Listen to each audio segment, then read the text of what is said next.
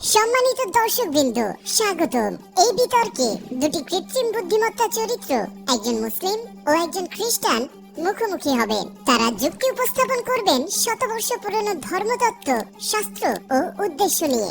আজ আমরা ধর্মীয় ইতিহাসে সবচেয়ে আলোচিত ও আবেগপূর্ণ প্রশ্নগুলোর একটি দিয়ে শুরু করছি। আপনি শুনবেন দাবি ও পাল্টা দাবি, আর স্পষ্ট প্রমাণ ও কঠিন চ্যালেঞ্জ। প্রতিটি উত্তরের জন্য সময়সীমা মাত্র 2 মিনিট। দুই পক্ষেরই সবকটা যুক্তি এআই মডেল মূল্যায়ন করবে। যে পক্ষ শেষে সর্বোচ্চ স্কোর অর্জন করবে সেই হবে বিজয়ী। তাহলে বিতর্ক শুরু করা যাক। ঈসা আলাইহিস সালাম কি ঈশ্বর, ঈশ্বরের পুত্র, নাকি একজন নবী? খ্রিস্টান মতবাদ অনুযায়ী বলা হয় তিনি সম্পূর্ণ ঈশ্বর আর সম্পূর্ণরূপে মানব, শতভাগ ঐশ্বরিক, শতভাগ মানব। এটি কোনো বিরোধ নয়, বরং এক ব্যক্তির মধ্যে দুই প্রকৃতির মিলন। কিন্তু কেন এটা প্রয়োজন ছিল? কারণ মানুষ নিজে থেকে ঈশ্বরের কাছে পৌঁছতে পারে না, তাই ঈশ্বর মানব রূপ ধারণ করেন মানব জাতিকে ভেতর থেকে মুক্ত করার জন্য।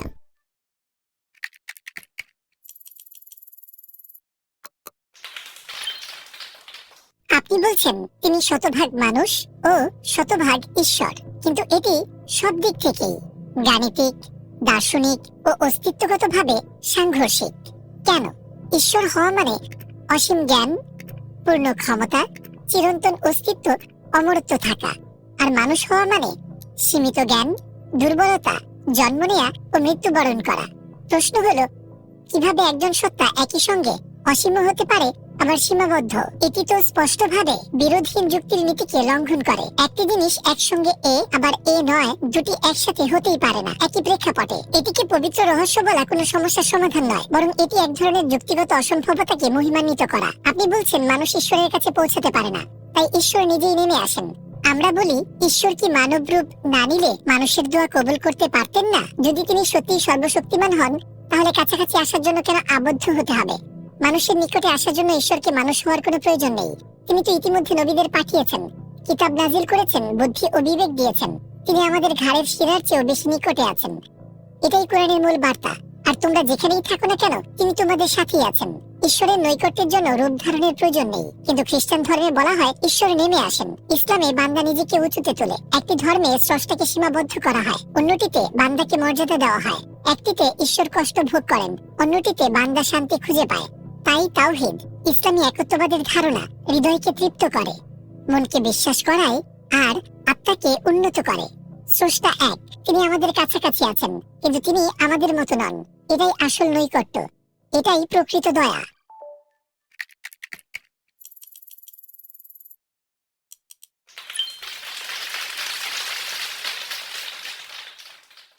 স্রষ্টা মানুষ হলেন কেন?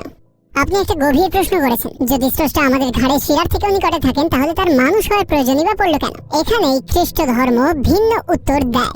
হ্যাঁ, স্রষ্টা ইতিমধ্যেই নিকটে, কিন্তু তিনি শুধু নিকটেই নন, তিনি এমন এক সত্তা যিনি কেবল ভক্তি নয়, সম্পর্ক চান।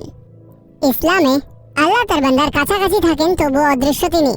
তিনি সরাসরি কথা বলেন না, খান না বা স্পর্শ করেন না। খ্রিস্ট ধর্মে স্রষ্টা নিজের নৈকট্যকে দৃশ্যমান করেন মানুষের রূপ ধারণ করে। স্রষ্টার মানুষ হওয়ার প্রয়োজন ছিল না, বরং মানুষেরই এমন এক স্রষ্টার দরকার ছিল যিনি একদম কাছাকাছি আসবেন। কাঁদতে থাকা একটা আত্মা এমন এক স্রষ্টাকে চায় যিনি তার অশ্রু মুছে দিতে পারেন। একটা ব্যথিত হৃদয় এমন এক স্রষ্টাকে চায় যিনি বলতে পারেন, আমি তোমার কষ্টের পথে হেঁটেছি। খ্রিস্ট ধর্ম এটাই ঘোষণা করে। স্রষ্টা শুধু তোমার দুঃখ জানতেন না, তিনি তা ভাগ করে নিয়েছিলেন। এটা মর্যাদা হারানোর নয়, এটা ঐশ্বরিক প্রেমের ফল।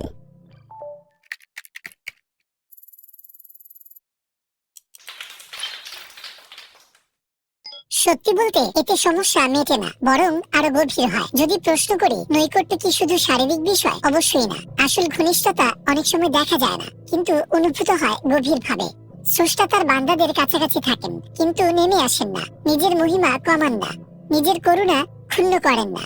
স্রষ্টা আপনাকে জানেন, তিনি আপনার কষ্ট জানেন, কিন্তু নিজের অভিজ্ঞতায় নয়। যেমন একজন ডাক্তার রোগ বুঝতে পারেন নিজে তা না ভোগেও, তেমনি স্রষ্টার কষ্ট ভোগ করার প্রয়োজন নেই সেই কষ্ট বোঝার জন্য।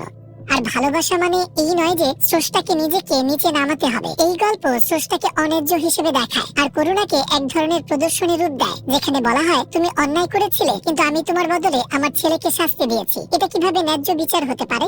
ইসলামে প্রত্যেকে নিজের কাজের জন্য নিজেই দায়ী। সত্যিকারের ভালোবাসা হলো বান্দার আকুলতা তার প্রভুর দিকে যাওয়ার। আল্লাহ আমাদের যা প্রয়োজন দিয়েছেন, অনুকরণীয় আদর্শ হিসেবে দিয়েছেন নবীদের, পথ দেখাতে পবিত্র গ্রন্থ। আমাদেরকে তার সাথে যুক্ত করতে দোয়া, আর তাকে নিকটে আনতে রহমত।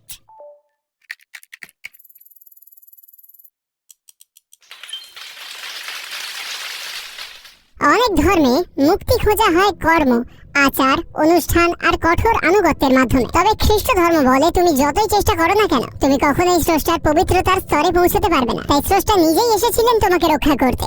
আমরা খ্রিস্টানরা যিশুর আত্মত্যাগকে জোরপূর্বক শাস্তি হিসেবে দেখি না, বরং স্রষ্টা স্বেচ্ছায় মানব জাতির কল্যাণে নিজেকে উৎসর্গ করেছেন। এর মাধ্যমে ন্যায় বিচার প্রতিষ্ঠিত হয়, পাপ উপেক্ষিত থাকে না, আর করুণা পূর্ণতা পায়, পাপী ক্ষমা লাভ করে। ক্ষমার জন্য কি আত্মত্যাগ অপরিহার্য? না, কিন্তু ক্ষমার প্রকৃত মূল্য তখনই বোঝা যায় যখন দেখা যায় ক্ষমাকারী কতটা মূল্য দিতে প্রস্তুত। স্রষ্টা তোমাকে এত গভীরভাবে ভালোবেসেছেন যে তিনি তোমার পরিবর্তে কষ্ট ভোগের সিদ্ধান্ত নিয়েছিলেন। এই সত্য মানুষকে শুধু মুক্তই করে না, তার অন্তরে গভীর কৃতজ্ঞতা বোধ জাগায়। খ্রিস্ট ধর্ম শেখায় করুণার মাধ্যমে মুক্তি। স্রষ্টা দণ্ড দেন না, আরোগ্য দেন।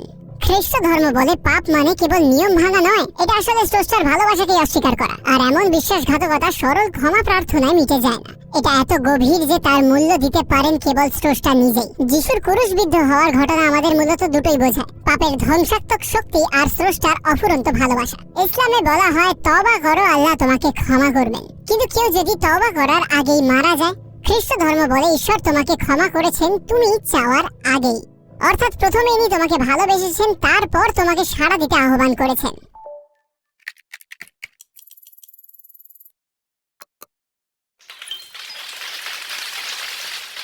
স্রষ্টা তোমাকে ক্ষমা করেছেন তুমি চাওয়ার আগে। এটা কি সত্যিকারের ভালোবাসা নাকি ন্যায়ের অবসান?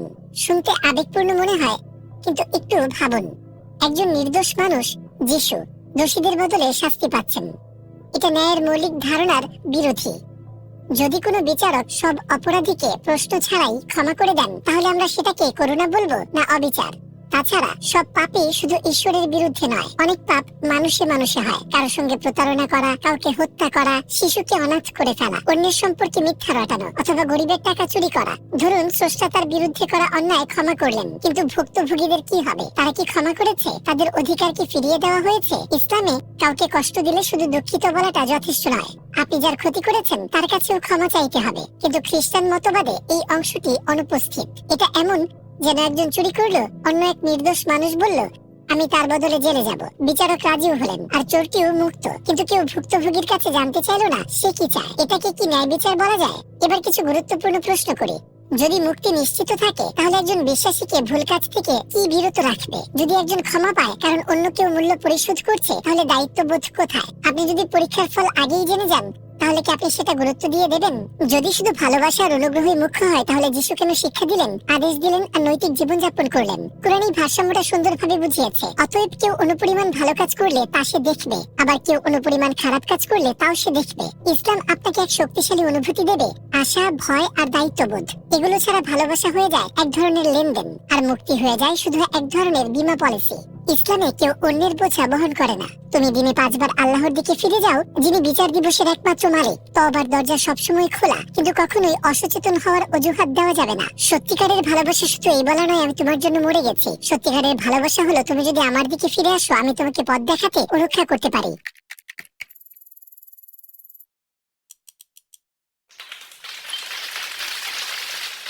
আপনি জিজ্ঞাসা করেছিলেন যদি যিশু নির্দোষ হন তবে কেন তিনি অপরাধীদের পরিবর্তে মারা গেলেন? এই প্রশ্নটি খ্রিস্টান বিশ্বাসের মূল কেন্দ্রে অবস্থান করছে, আর এর উত্তরও সেখানেই লুকিয়ে আছে। যিশুকে জোর করে শাস্তি দেওয়া হয়নি, তিনি নিজেই স্বেচ্ছায় নিজেকে উৎসর্গ করেছিলেন। যেমনটি তিনি যোহনের অধ্যায় 10 পদ 18 বলেন, কেউ আমার জীবন আমার কাছ থেকে কেড়ে নিতে পারে না, আমি নিজ ইচ্ছায় তা ত্যাগ করি।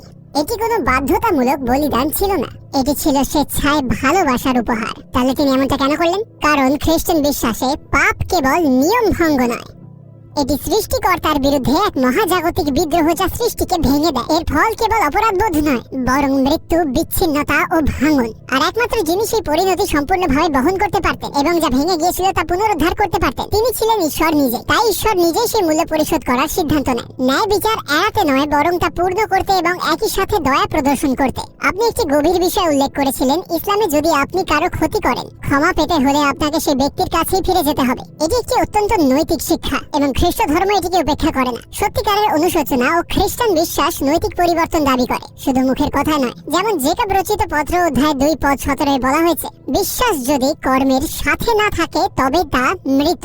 তাই যদি কেউ বলে আমি বিশ্বাস করি অথচ অন্যায় কাজও করে, খ্রিস্ট ধর্ম সেই ব্যক্তিকে মুক্ত বলে না, কারণ সেটি সত্যিকারের বিশ্বাস নয়। এটি এক ধরনের বিরোধ, যেন মুখে বলছে সে ঈশ্বরে ভরসা রাখে কিন্তু জীবনে তার শিক্ষাকে অস্বীকার করছে।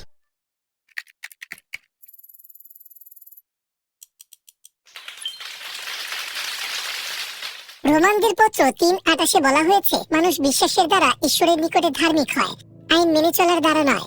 কিন্তু আপনি এও বলছেন কেউ যদি পাপ করতে থাকে তার বিশ্বাস মারা যাবে।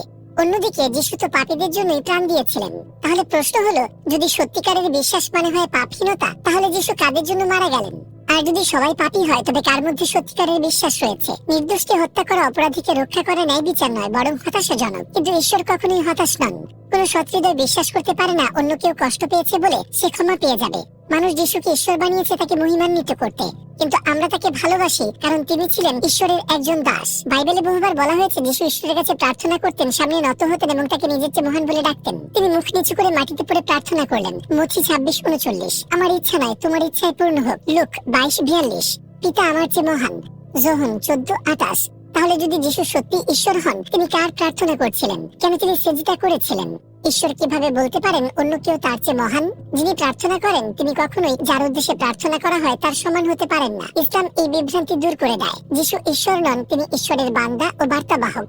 ওল্ড টেস্টামেন্টে অনেককেই ঈশ্বরের পুত্র বলা হয়েছে। প্রভু আমাকে বললেন, তুমি আমার পুত্র, আজ আমি তোমাকে জন্ম দিয়েছি। গীত সংহিতা 2:7। এই পদ্ধতি দাউদ সম্পর্কে বলা হয়েছে। বাইবেলের প্রাচীনতম গ্রন্থগুলোতে ঈশ্বরের পুত্র কথাটি ছিল প্রতীকী, আক্ষরিক নয়। তাহলে কেন যিশুর ক্ষেত্রে একে আক্ষরিকভাবে নেওয়া হলো?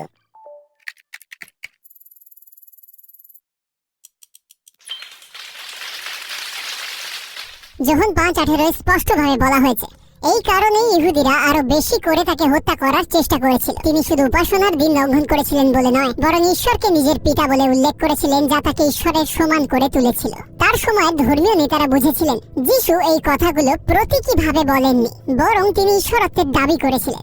আমি আর আমার পিতা এক, যোহন 10:30। এটা কি আক্ষরিক নাকি রূপক অর্থে? যদি যিশুকে ভুল বোঝা হয়ে থাকে তাহলে তিনি কেন ব্যাখ্যা করলেন না, না আমি ঈশ্বর নই, আমি প্রতীকীভাবে বলেছি? কিন্তু তিনি তা বলেননি, বরং নিজের বক্তব্য আরো জোরালো করেছেন। যদি আমি আমার পিতার কাজ না করি তবে আমার উপর বিশ্বাস রেখো না, কিন্তু যদি আমি তা করি আর তোমরা যদি আমার প্রতি বিশ্বাস না রাখো তবুও কাজগুলোকে বিশ্বাস করো, যাতে বুঝতে পারো ও জানতে পারো পিতা আমার মধ্যেই আছে এবং আমি পিতার মধ্যে আছি। যোহন 10:37-38। এটি কোনো রূপক বা আনুগত্য নয়, এটি অস্তিত্বগত একতা, একই সত্তার দাবি। তাহলে যখন যিশু প্রার্থনা করতেন তার মানে এই নয় তিনি ঈশ্বর নন, বরং এর অর্থ তিনি একজন মানুষ হিসেবে তার পিতার সঙ্গে গভীর ভালোবাসার সংযোগ আর সম্পর্কের প্রকাশ ঘটাতেন। এটা কোনো বিরোধ নয়, বরং এটা ঈশ্বরের নৈকট্যের প্রকাশ বিনয় প্রদর্শনের মাধ্যমে।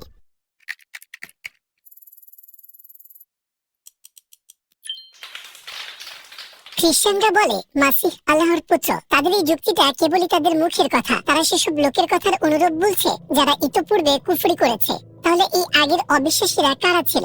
তারা ছিল বহু ঈশ্বরবাদী গ্রিক ও রোমানরা। ঈশ্বরের পুত্র কথাটির সঙ্গে গ্রিক পুরাণের গল্পগুলোর বেশ মিল রয়েছে, আর এটা মোটেও কাকতালীয় নয়। জিউস ছিল দেবতাদের পিতা। হেরাক্লিস ছিল জিউস ও এক মানব নারীর সন্তান। সে আংশিক দেবত্ব সম্পন্ন, আংশিক মানব। পার্সিয়াস, অ্যাকিলিস আর থিসিয়াসের মতো চরিত্রগুলো একই ধাঁচে গড়া। একজন দেবতা কোনো মানব নারীর সঙ্গে সম্পর্ক স্থাপন করে, এরপর একটি দেবপুত্রের জন্ম হয়। সে পৃথিবীতে আসে একটি মিশন নিয়ে, তারপর তাকে মহিমান্বিত করা হয়। এই গল্পগুলোর সাধারণ বৈশিষ্ট্য হলো দেব পিতা অর্থ দেবপুত্র আর মানুষের সঙ্গে সম্পর্ক। এটা খ্রিস্টানদের পিতা, পুত্র, পবিত্র আত্মা ধারণারই প্রতিফলন। এই ধারণার বিকাশ ঘটেছিল মূলত হেলেনীয় জ্ঞান কেন্দ্রগুলোতে, যেমন আলেকজান্দ্রিয়া ও আন্তিওক। পুরাণ এই সাংস্কৃতিক বিকৃতি উন্মোচন করেছে। লোগোস বা বাক্য ধারণা, যা যোহনের রচনায় কেন্দ্রীয় ভূমিকা পেয়েছে, এটা আদৌ খাঁটি ইব্রাহিমীয় ধারণা নয়। এটা গভীরভাবে গ্রিক দর্শনের প্রভাবে তৈরি। আরম্ভে ছিল বাক্য, লোগোস, আর বাক্য ছিল ঈশ্বরের সঙ্গে, আর বাক্যই ছিল ঈশ্বর। যোহন অধ্যায় 1:1। এই পুরো ধর্মতাত্ত্বিক কাঠামোই গঠিত হয়েছে হেলেনীয় ভিত্তির উপর। যিশুকে ঈশ্বরের পুত্র বলা মূলত ছিল রূপক অর্থে, কিন্তু সময়ের সাথে সাথে গ্রিক পুরাণের প্রভাবে এই শব্দগুচ্ছ আক্ষরিক অর্থে ব্যবহৃত হতে শুরু করে। এরপর তা গির্জার বিশ্বাসের অংশে পরিণত হয় এবং শেষ পর্যন্ত তা গসপেলেও যুক্ত করা হয়।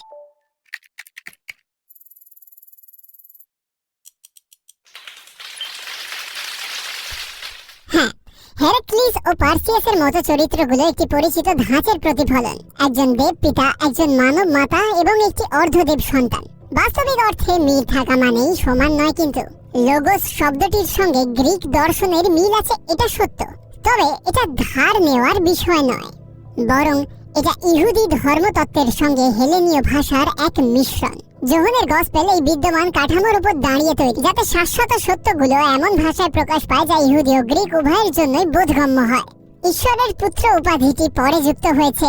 এই ধারণাটি আধুনিক সমালোচনামূলক গবেষণায় একটি প্রচলিত তত্ত্ব, কিন্তু এটা প্রমাণিত সত্য নয়। এ বিষয়ে গবেষকদের মধ্যে ঐকমত্য নেই। প্রাচীন খ্রিস্টানদের চর্চায় ইতিমধ্যেই দেখা যায় তৃত্ববাদী কাঠামো, যেমন দিদাকে প্রথম শতাব্দীর শেষের দিকের গ্রন্থ ও প্রাচীন চার্চ ফাদারের লেখাগুলো প্রমাণ করে পিতা, পুত্র আর পবিত্র আত্মার নাম উচ্চারণ করা শুরু থেকেই প্রতিষ্ঠিত একটি প্রথা ছিল। মার্ক 1:1, যা সবচেয়ে প্রাচীন গসপেল হিসেবে স্বীকৃত, এই বাক্য দিয়ে শুরু হয়, যীশু খ্রিস্ট সম্পর্কে শুভ সংবাদের সূচনা হচ্ছে ঈশ্বরের পুত্র। তাহলে এর মানে কি দাঁড়ায়? তৃতীয়বাদ মতবাদটি আলোচনা সভায় তৈরি কোনো কিছু ছিল না। এসব সভা আসলে শুধু নিশ্চিত করেছিল যা প্রাচীন খ্রিস্টান সমাজগুলো আগে থেকে ঘোষণা করেছিল।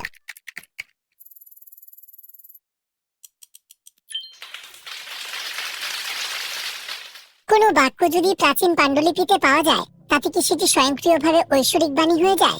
মার্কের গসপেলকে সবচেয়ে প্রাচীন লিখিত গসপেলগুলোর একটি ধরা হয়, কিন্তু আমাদের ভুলে যাওয়া উচিত নয় মার্কের কিছু প্রাচীন পাণ্ডুলিপিতে ঈশ্বরের পুত্র বাক্যটি নেই। যেমন কোডেক্স সিনাইটিকাস, 4th শতাব্দীর অন্যতম প্রাচীন পাণ্ডুলিপি, সেখানে এই বাক্যটি নেই। এটা ইঙ্গিত দেয় যে ঈশ্বরের পুত্র শব্দগুচ্ছটি সম্ভবত পরে কিছু অনুলিপিতে যোগ করা হয়েছিল। এমনকি নিউ আমেরিকান বাইবেল ক্যাথলিক সংস্করণও নিজেদের ফুটনোটে স্বীকার করেছে কিছু পাণ্ডুলিপিতে ঈশ্বরের পুত্র বাক্যটি নেই। অতএব এই বাক্যটি প্রাচীন তো বটেই, তবে পাঠগতভাবে বিতর্কিত। 325 খ্রিস্টাব্দে নাইসিয়ার পরিষদ একটি প্রশ্নের সমাধান করতে আহ্বান করেছিলেন, যিশু কি সৃষ্ট নাকি অসৃষ্ট সত্তা? অর্থাৎ ওই সময় পর্যন্ত যিশুর দেবত্ব কোনো স্থির মতবাদে পরিণত হয়নি। তাত্ত্বিক এরিয়াস বিশ্বাস করতেন যিশু ছিলেন সৃষ্ট একজন সত্তা এবং তার অনুসারীও ছিল বিপুল সংখ্যক। তাহলে প্রশ্ন উঠবেই, যদি যিশু সত্যি ঈশ্বর হতেন, তবে গির্জাকে তা আনুষ্ঠানিকভাবে ঘোষণা করতে 300 বছর কেন অপেক্ষা করতে হলো? ইসলামে এমন কোনো বিভ্রান্তি নেই। কখনো এমন বিতর্ক ওঠেনি যে নবী মুহাম্মদ সাল্লাল্লাহু আলাইহি ওয়াসাল্লাম কি ঈশ্বর ছিলেন। এর বিপরীতে খ্রিস্টানদের ঈশ্বরের পুত্র ধারণাটি গ্রিক দর্শন ও রোমান সাম্রাজ্যবাদী রাজনীতির মিশ্রণের ফল। কিন্তু ইসলাম স্পষ্টভাবে বলো তিনি আল্লাহ, এক অদ্বিতীয়। আল্লাহ কারো মুখাপেক্ষী নন, সকলেই তার মুখাপেক্ষী। তিনি কাউকে জন্ম দেননি এবং তাকেও জন্ম দেয়া হয়নি, আর তার কোনো সমকক্ষ নেই। এই 4টি আয়াতই 1000 পৃষ্ঠার বিতর্কের অবসান ঘটায়। এটাই হলো ওহী, এটাই হলো তাওহীদ, একত্ববাদ, এটাই হলো সত্য।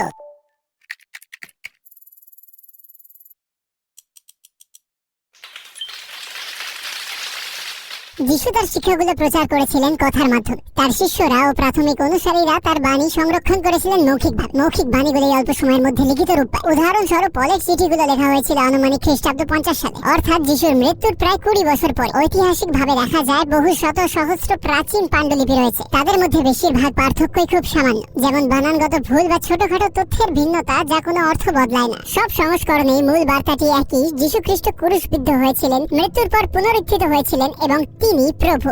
গসপেলগুলো প্রত্নতত্ত্ব ও ইতিহাস সমর্থিত।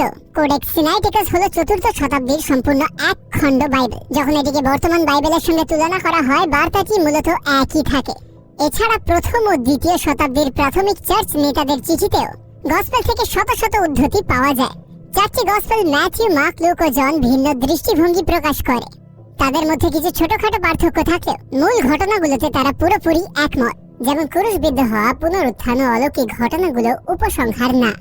বাইবেলের মূল বিষয়বস্তু বিকৃত হয়নি। হাজার হাজার পাণ্ডুলিপি একই বার্তা বহন করে, ঈশ্বর তোমাকে ভালোবাসে, যিশুই পরিত্রাণের প্রতীক। আর এই বার্তা শুধু মানুষের প্রচেষ্টায় নয়, ঈশ্বরের দিক নির্দেশনায় সংরক্ষিত হয়েছে।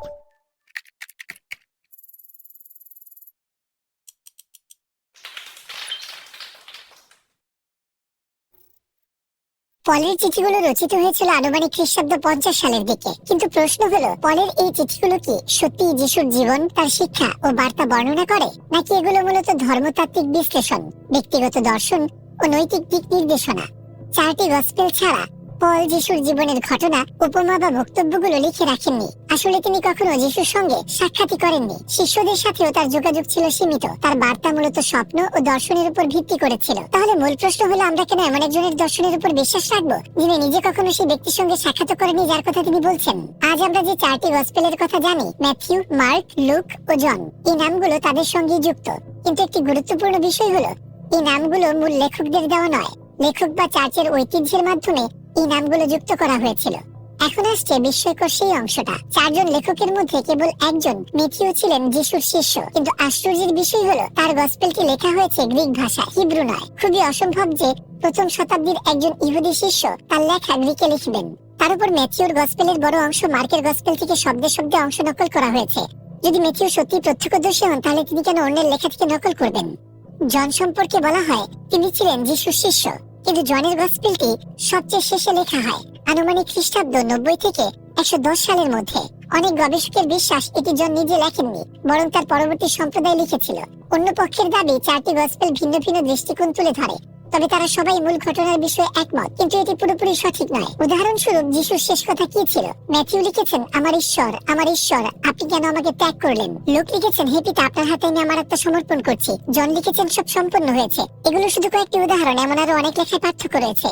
প্রাচীন পান্ডুলিপি ও চার্চ নেতারা বাইবেলের ধারাবাহিকতা প্রমাণ করে। তারা এটা বলে, হ্যাঁ, কোডেক্স সিনাইটিকাসের মতো অনেক প্রাচীন পান্ডুলিপি রয়েছে, কিন্তু মনে রাখা দরকার এসব সংকলন যিশুর মৃত্যুর 300 বছর পর তৈরি। এমনকি এসবের মধ্যেও বিভিন্ন কপিতে অনেক পরিবর্তন দেখা যায়। কিছু অংশ যোগ করা হয়েছে, কিছু বাদ দেওয়া হয়েছে, আর কিছু জায়গায় ভিন্নভাবে লেখা হয়েছে।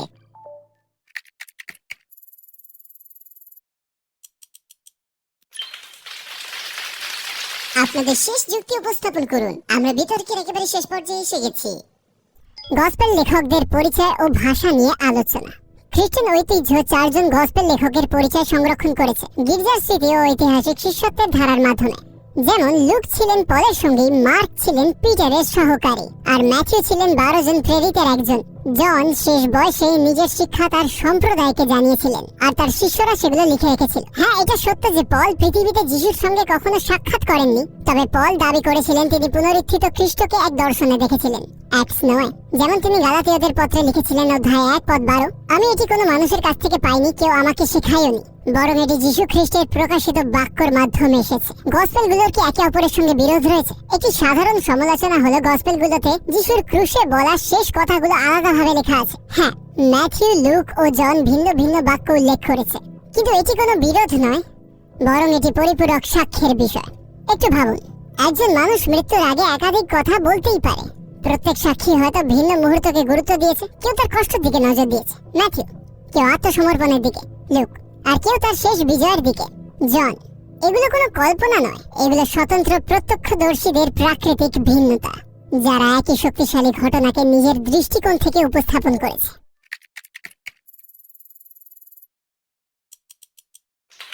আপনি কি মনে করছেন এই যুক্তি বিশ্বাসযোগ্য? এটি ভদ্র শোনাতে পারে, কিন্তু মূলত এটি কঠিন প্রশ্ন এড়ানোর চেষ্টা মাত্র। যদি এই কথাগুলো বিভিন্ন বিশ্বাসের দিকে নিয়ে যায় যে তিনি কে, তাহলে এটি শুধু ভিন্ন দৃষ্টিকোণই নয়, বরং আস্থার জায়গা থেকে এটি লেখাগুলোকে গুরুতর প্রশ্নবিদ্ধ করে। দেখুন, ম্যাথিউতে যিশু ব্যথায় চিৎকার করেন, অবহেলিত বোধ করেন। লুকে তিনি শান্তভাবে তার আত্মা পিতার হাতে সমর্পণ করেন।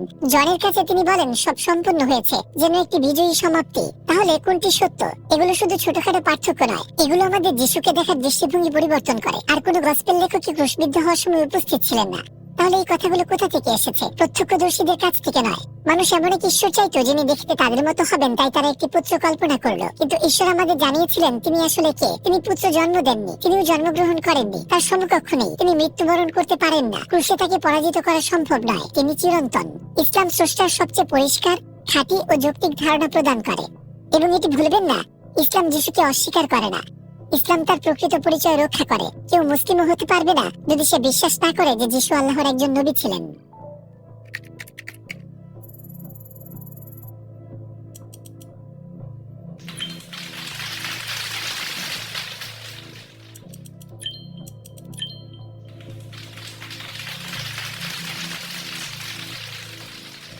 সবাই আমাদের চ্যানেলটি সাবস্ক্রাইব করবেন এবং লাইক দিবেন।